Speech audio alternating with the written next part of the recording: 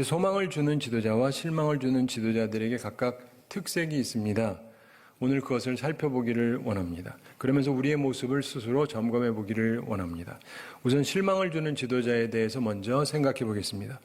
소망을 주지 못하는 지도자, 실망스러운 지도자, 나쁜 지도자에게 흔히 볼 수 있는 세 가지 특색이 있습니다.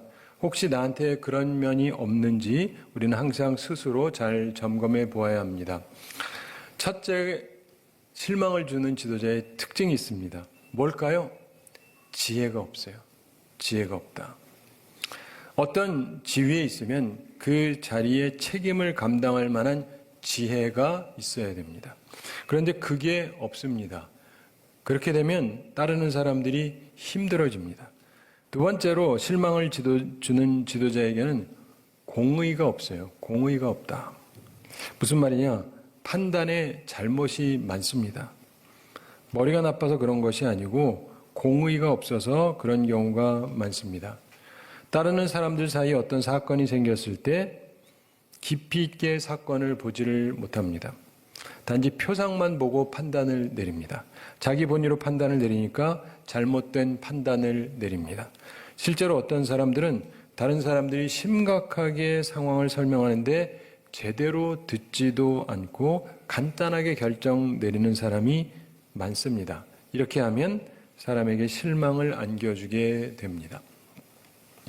셋째로 실망을 주는 지도자의 특색은 성실성이 없다는 것입니다. 성실성이 없다. 이것은 단순히 게으르고 나태하다 이런 것뿐만이 아니고 직무를 소홀히 한다 이런 뜻입니다. 지도자에게는 분명하게 권리가 있습니다. 그러나 그 권리는 지도자라고 하는 큰 의무를 감당하기 위해서 주어진 것입니다. 그런데 의무에 대해서는 무관심하고 권리만을 주장한다면 따르는 사람들이 실망을 할 수밖에 없습니다. 한 가정에서 아버지가 자신의 의무는 소홀히 하면서 가장이다, 내가 가장이다 그러면서 권리만을 주장한다면 온 가족이 힘들 수밖에 없습니다. 이것은 모든 단체, 사회에서 공통된 점입니다. 그래서 작게는 한 가정에서부터 크게는 국가에 이르기까지 공통된 것입니다. 그래서 우리 동양에서 수신제가 치국평천하 이런 말이 있지 않습니까? 자신을 먼저 다스려야 된다. 그리고 가정을 다스릴 수 있는 것이다. 그리고 가정을 잘 다스려야 나라를 다스릴 수가 있다. 그리고 그렇게 함으로 평화로운 세상을 만들 수 있다. 이런 말입니다.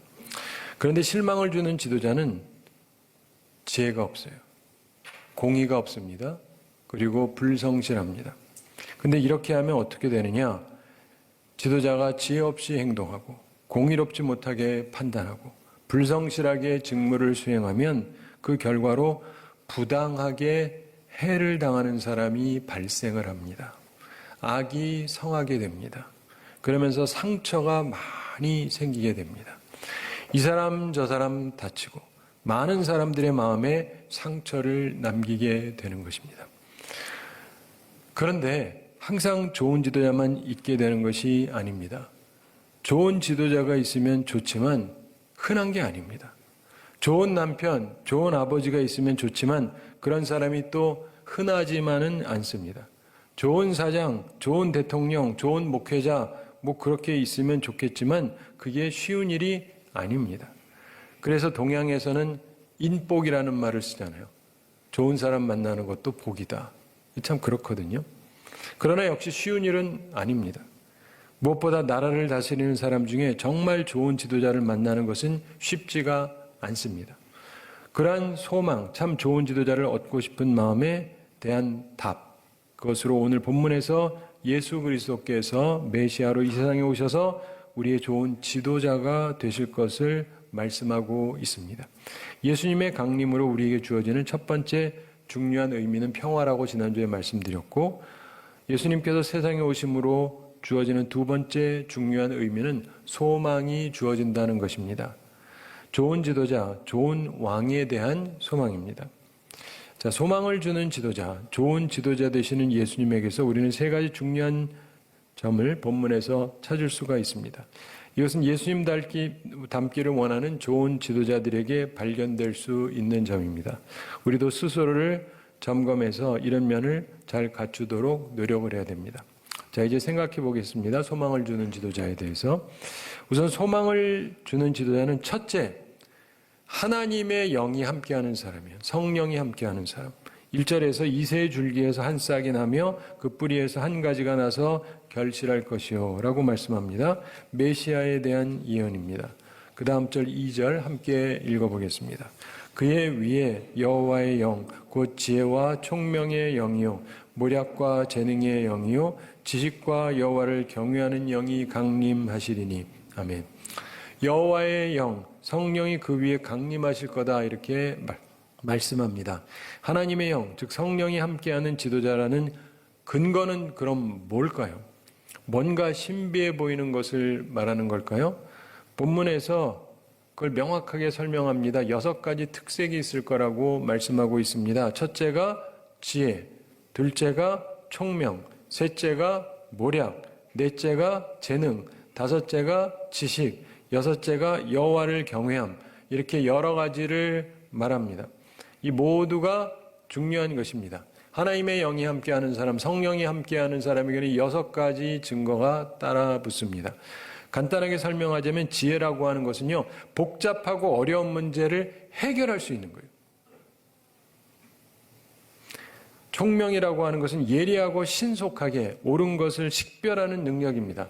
빠르게 뭐가 옳은지를 분별할 수 있는 게 총명입니다. 모략이라고 하는 것은 지혜롭게 계획을 수립하는 능력을 말합니다. 재능이라고 하는 것은 그 수립한 계획을 집행할 수 있는 능력을 말해요. 지식이란 말 그대로 아는 건데 필요한 바를 숙지, 통달, 인식하고 있는 것을 말합니다. 마지막으로 하나님을 경외한다는 것은 사람의 뜻이 아니라 하나님의 뜻을 살펴서 그것을 행하려고 언제나 조심하는 태도를 말합니다. 지혜의 근본은 하나님 경외에 있지 않습니까? 그리고 성령이 함께 하신다는 증거는 지혜에서부터 시작이 됩니다. 하나님께서는 지혜로 세상을 다스리십니다. 예수님께서도 그러시고 좋은 지도자는 무지함으로 이끌지 않습니다. 좋은 지도자가 되려면 지혜와 총명, 모략과 재능, 지식과 하나님 경외함이 있어야 하는 것입니다. 그것이 성령이 함께하는 증거입니다. 소망을 주는 지도자는 무엇보다 하나님의 영, 즉 하나님께서 함께 하시는 사람인 것입니다. 생각해 보시면 아시겠지만 이런 사람은 극히 드물죠. 주 예수 그리스도께서 그러하셨습니다. 우리도 그런 사람들이 되기를 바랍니다. 두 번째로 소망을 주는 지도자는요, 공의로 다스립니다. 공의로 다스린다. 예수님은 공의로 다스리십니다. 예수님에게는요, 판단 실수라는 것이 없습니다. 예수님께서는 2가지 면에서 판단 실수를 하지 않으실 것이라고 3절에서 말씀합니다. 3절 함께 읽어보겠습니다. 그가 여호와를 경외함으로 즐거움을 삼을 것이며 그의 눈에 보이는 대로 심판하지 아니하며 그의 귀에 들리는 대로 판단하지 아니하며. 아멘. 눈에 보이는 대로 심판하지 아니하며 귀에 들리는 대로 판단하지 않을 것이다. 이렇게 말씀을 합니다. 우리는 대체로 눈에 보이는 대로 판단합니다. 귀에 들리는 대로 판단을 하죠. 그래서 우리가 다 실수하는 거예요. 내가 봤잖아요. 내가 들었잖아요. 그러니까 판단을 했죠. 근데 다 틀리는 거예요. 그러나 예수님께서는 그렇게 하시지 않는다고 성경이 말씀하고 있습니다. 이게 굉장히 중요한 것입니다. 사람들이 뭐라 그러느냐, 내 눈에 뭐가 보이느냐, 무엇이 들리느냐, 여론이 뭐라 그러느냐, 이런 거에 흔들리지 아니하시고 공의로 다스리십니다. 소망을 주는 지도자는 아주 뛰어난 관찰력으로 공정한 결정을 내립니다. 그래서 악이 뿌리를 내리지 못하도록 하고 선이 왕성해지도록 하는 것입니다. 세 번째로 소망을 주는 좋은 지도자는 성실합니다. 예수님은 성실하게 우리를 다스리시고 인도하십니다. 본문 5절 함께 읽어보겠습니다. 공의로 그의 허리띠를 삼으며 성실로 그의 몸의 띠를 삼으리라. 아멘. 5절 후반에서 성실로 몸의 띠를 삼으리라 이렇게 말씀하죠. 예수님께서는 성실함으로 우리를 다스리십니다. 예수님에게는 직무를 소홀히 함이 없습니다. 소망을 주는 지도자는 성실해요. 자기 할 바를 최선을 다해서 끝까지 합니다. 우리도 그래야 하는 것입니다. 자, 그렇게 하심으로 어떤 결과를 가져다 줍니까? 오늘 본문 6절부터 9절까지 그 결과를 상세하게 말씀해 줍니다. 6절부터 8절까지 있는 말씀은 현 세상에서는 상상하기 어려울 만큼 놀라운 이야기입니다. 그래서 많은 성서학자들이 이것을 문자적이라기보다는 상징적으로 대체로 봅니다. 6절 함께 읽어보겠습니다. 그때 이리가 어린 양과 함께 살며 표범이 어린 염소와 함께 누우며 송아지와 어린 사자와 살찐 짐승이 함께 있어 어린아이에게 끌리며. 아멘. 자, 여기서 보면은 이리가 사나운 짐승이잖아요. 어린 양하고 함께 거한다. 좀 특이하죠? 표범이 어린 염소하고 함께 눕는다. 이것도 특이한 얘기예요. 송아지, 어린 사자, 살찐 짐승이 함께 있는데 어린아이에게 이끌려 다닌다. 진짜 꿈 같은 얘기죠. 7절 함께 읽어보겠습니다. 암소와 곰이 함께 먹으며 그것들의 새끼가 함께 엎드리며 사자가 소처럼 풀을 먹을 것이며. 아멘. 여기서도 보면은 암소가 곰과 함께 먹는다고, 이 말이 안 되거든요. 일반적으로는. 그리고 그 새끼들이 함께 엎드린다. 이렇게 설명합니다. 그리고 사자가 풀을 먹는데요. 게다가 정말 특이한 일이 벌어집니다. 8절 함께 읽어보겠습니다. 젖 먹는 아이가 독사의 구멍에서 장난하며 젖된 어린아이가 독사의 굴에 손을 넣을 것이라. 아멘. 젖 먹는 아이가 독사 구멍에 장난합니다. 그럼 큰일 나잖아요. 젖된 어린아이가 독사의 굴에 손을 넣습니다. 그럼 큰일 나잖아요. 그런데 이래도 괜찮다는 얘기거든요. 이 말의 의미가 뭐냐를 생각해야 됩니다. 그게 뭐냐면 9절에서 설명이 되지만 해를 받지 않는다. 해를 받음이 없고 상하는 일도 없는 그런 세상이 된다. 이런 꿈 같은 세상에 대한 말씀을 하고 있는 것입니다. 9절 함께 읽어보겠습니다. 내 거룩한 산 모든 곳에서 해됨도 없고 상함도 없을 것이니 이는 물이 바다를 덮음같이 여호와를 아는 지식이 세상에 충만할 것임이니라. 아멘. 하나님의 거룩한 산 모든 곳에서 해됨도 없고 상함도 없을 거라고 말씀합니다. 아무데나가 아니라 하나님의 거룩한 산에서, 여기에서는 해됨도 없고 상함도 없을 것이다. 그런데 세상에 이보다 더 희망적이고 소망적인 일이 어디 있겠습니까? 예수님의 다스리심이 있는 곳이라면 해됨도 없고 상함도 없을 것이다. 이런 말씀입니다. 소망을 주는 지도자와 함께하면 이렇다는 것입니다. 참 귀한 말씀입니다. 그런데 한 가지 여전히 의문점이 남아 있습니다. 그러면 세상은 그렇다 치고 지도자들이 아니냐고 치니까 교회라면, 그럼 모든 교회들이 이런 놀라운 소망을 현실적으로 체험하고 있는가 하는 점입니다. 이처럼 평화로운 소망이 실제적으로 이루어졌느냐는 말입니다. 우리가 이 질문에 담대하게 그렇다라고 말하기가 조금 어려운 점이 있습니다. 왜 그렇습니까? 상처가 있는 교회가 많이 있는 현실을 보기 때문입니다. 분명히 예수님의 다스림 속에 있으면 해를 받음도 상함도 없다라고 했는데 왜 예수를 섬긴다는 교회에서도 파괴적인 일, 상처가 생깁니까? 왜 예수 믿는다는 가정에서도 상함이 있습니까? 이유가 도대체 무엇입니까? 우리는 여기에 대한 분명한 답을 알고 있어야 돼요. 그 중요한 열쇠는 본문 9절 후반에 있습니다.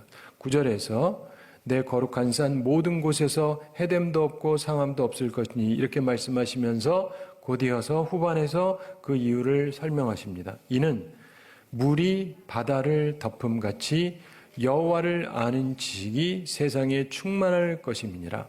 이 놀라운 소망이 우리 삶에 실현되는 열쇠는 우리가 하나님에 대한 지식이 얼마나 충만하냐와 관련이 있다는 것입니다. 하나님을 온전하게 알면 우리는 파괴적인 삶에서 벗어날 수 있어요. 상함이 없는, 상처가 없는 삶을 살 수가 있습니다. 이것은 매우 중요한 통찰입니다. 예수 그리스도가 오심으로 우리는 소망을 갖게 되었습니다. 예수 그리스도를 통해서 하나님을 깊이 알면 우리의 삶 속에서 참된 소망을 누릴 수 있습니다. 상처 없는 삶을 살 수 있습니다. 문제는 우리가 하나님에 대해서 무지하다는 데 있습니다. 아직 모든 나라와 민족이 하나님을 아는 지식으로 충만하지 않기 때문에 이런 놀라운 소망의 말씀을 체험하지 못하는 것입니다. 예수님께서는 우리에게 평화의 가능성과 소망을 분명하게 주셨습니다. 이제 하나님을 아는 지식으로 충만해지기로 작정하면, 그리고 노력하면 상처 없는 가정, 상처 없는 교회, 상처 없는 사회와 국가를 이룩할 수 있습니다.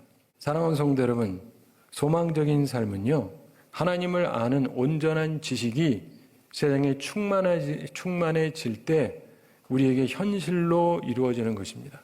우리는 각 시대, 각 민족과 나라에게 이게 요구되는 것인데, 또한 우리 가정이, 우리 교회가, 우리 사회와 국가가, 나라가 과연 소망적인가, 이것을 결정하는 단 하나의 중요한 열쇠가 그거예요. 하나님을 아는 지식이 충만해져야 희망적인 삶, 소망의 삶을 살 수가 있는 것입니다. 여기서 우리가 분명히 짚고 넘어가야 하는 것이 하나 있습니다. 하나님을 안다고 할 때 많은 사람들이 일반 지식 차원에서 생각을 합니다. 그러나 한 가지 분명한 사실은 오늘 하나님을 아는 지식이 충만해지면 해됨도 상함도 없다 그랬잖아요. 내가 성경을 많이 알면서 점점 더 평화로워지고 있습니까?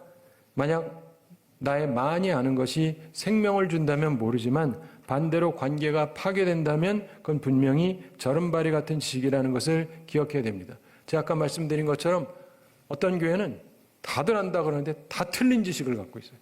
다 틀린 지식을 갖고 있어요. 이러니 온전할 길은 절대로 없는 것이죠. 바른 지식을 갖고 있어야 돼요.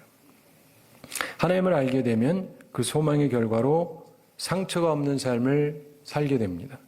파괴적인 삶이 없어지고 생명력 넘치는 삶을 살게 됩니다. 왜 그러냐? 우리의 지도자이신 예수님을 닮게 되기 때문이에요. 하나님을 깊이 알면 좋은 지도자의 자질을 우리도 갖게 됩니다. 하나님의 영과 함께하는 지혜로운 사람이 됩니다. 공의로 판단하게 돼요. 즉 바른 판단을 하게 됩니다. 또한 성실하게 살게 됩니다. 청지기로서 내게 주어진 삶을 성실하게 살아가게 됩니다. 이렇게 모두가 함께 살게 될 때 상처 없는 가정, 상처 없는 교회, 상처 없는 사회를 일으켜 나갈 수 있습니다. 생명력 넘치는 가정, 생명력 넘치는 교회, 생명력 넘치는 사회와 국가를 만들어 나갈 수 있는 것입니다.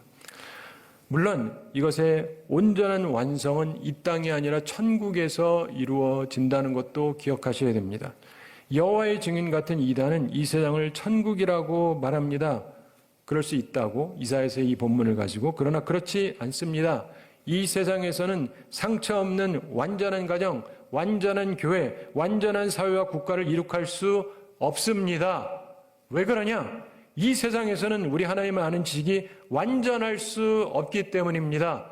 저도 완전해지려고 노력할 뿐이지 우리 중에 어느 누구도 완전한 지식을 이 땅에서는 갖고 있지를 못합니다. 사도 바울의 고백처럼 우리가 하나님 앞에 갈 때, 천국에 이를 때 우리의 지식이 완전해지고, 따라서 상처 없는 완전한 하나님의 나라 천국에서 진정으로 행복한, 완벽한 행복, 생명력 넘치는 삶을 영원히 누리며 살게 될 수 있는 것입니다. 그런데 그렇다고 해서 이 세상에서 상처 주고받으면서 계속 살라 이런 말 절대 아닙니다. 하나님을 아는 지식, 온전한 지식이 더욱 풍성해지면 우리는 점점 더 상처 없는 복된 삶을 살아갈 수 있습니다. 그것을 기억하시기 바랍니다. 사랑하는 성도 여러분, 사람은 하나님을 지도자로 모시기보다 사람으로 자신을 지도하게 하기를 원합니다. 이 시대에 왕이 필요합니까? 그렇지 않죠? 마찬가지로 꼭 대통령이 필요한 것도 아닙니다. 그러나 사람들은 사람에게 통치받는 것을 즐기는 이상한 습성이 있습니다. 이 대통령이 아니면 다른 대통령, 이런 식이죠. 사실 교회 안에서도 하나님보다는 목사님을 더 의지하기를 원하는 사람들도 의외로 많습니다.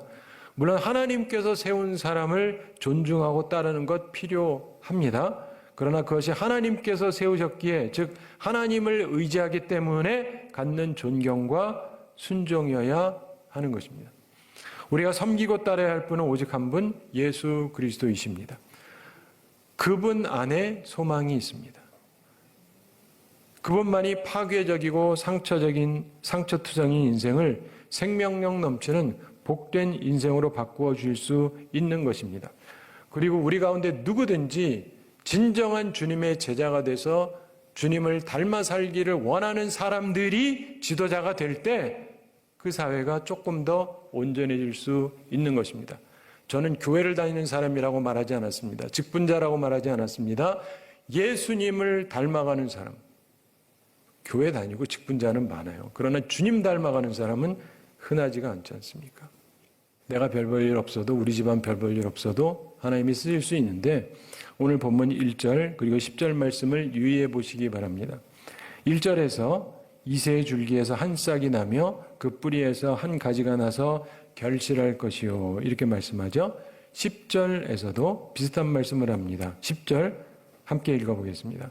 그날에 이새의 뿌리에서 한 싹이 나서 만민의 기치로 설 것이요 열방이 그에게로 돌아오리니 그가 거한 곳이 영화로우리라. 아멘. 1절과 10절에서 모두 언급된 이름이 있습니다. 뭐죠? 이새. 이새는 다윗의 아버지인데, 여러분 지금 이사야서잖아요. 다윗 왕은 이미 오래전에 있었어요.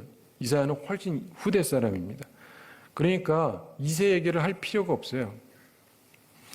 다윗이야말로 왕이었지 않습니까?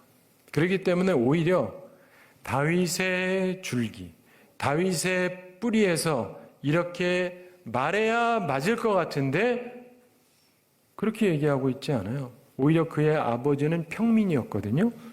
뭐 이렇게 꽤 괜찮은 사람도 아니었던 것 같아요. 근데 이새의 줄기, 이새의 뿌리라고 말하고 있습니다. 성경 제가 쓴 게 아니에요. 하나님께서 성령의 감동받아서 쓰게 하신 거죠. 보통 별 생각 없이 이 부분을 다 읽으시지만 잘 생각해보면 좀 이상한 말씀이에요. 대신에 매우 의미심장한 말씀입니다. 이게 무슨 말이냐? 대단한 데서 메시아가 나온다가 아니에요. 별 볼 일 없는 데서 메시아가 나온다는 겁니다. 우리가 아무리 비천하고 보잘것없다 할지라도 하나님의 은혜를 입지 못할 만큼 비천하고 보잘것없는 인생은 없는 것입니다. 기억하시기 바랍니다. 하나님은 우리 모두를 사랑하시고 우리의 탁월함 때문이 아니라 우리의 비천함에도 불구하고 우리를 선택하시고 사랑하셨다는 걸 기억하시기 바랍니다. 그리고 그가 거한 곳이 영화로우리라, 이런 말씀하잖아요. 10절 후반에서 주님이 계시는 곳, 주님이 계시는 곳, 그분께서 사시는 곳, 그곳이 영화롭게 됩니다. 사랑하는 성도 여러분, 내가 주님을 온전히 모시고 섬기면서 살면, 우리 가정이 예수님을 진정으로 모시고 온전히 섬기면서 살면 우리 교회가 주님을 진정으로 주님으로 모시고 섬기면서 살면 영화롭게 될 것이다. 이게 하나님의 선언입니다. 우리가 영화롭지 못한 것은 우리가 우리 마음속에 주님을 온전히 모시고 있지 않기 때문이라는 것을 기억을 해야 됩니다. 오늘 한국교회가 영화롭지 못한 이유는 예수 그리스도가 참된 주인으로 그분을 모시고 있지 않기 때문이라는 것을 기억을 해야 되는 것입니다. 돌이키고 회개하고 이제라도 온전한 마음으로 주님을 섬겨야 할 것입니다.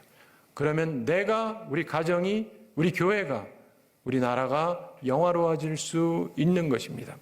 심리학자들이 쥐를 가지고 실험을 해봤습니다. 독석에다가 쥐를 넣었어요. 그리고 빛을 완전히 차단하면 얼마나 사는지, 그리고 같은 상황에서 빛을 비춰주면 어떻게 되는지, 이거를 실험을 해봤답니다. 그 결과 빛을 완전히 차단했을 때 그 독석에 있는 쥐가, 참고로 쥐가 수영할 수 있어요. 근데 3분 만에 가라앉더래요. 3분 만에.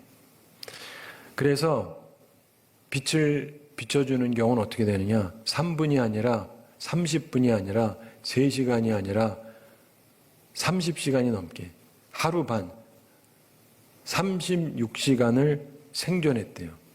그 다음엔 힘 빠져서 깔아앉는 거고. 무슨 말인지 아세요? 빛이 있다는 사실 하나가 720배를 버틸 수 있는 힘을 줬다는 거예요. 빛은요, 소망을 주는 거거든요. 예수 그리스도께서 우리에게 빛이지 않습니까?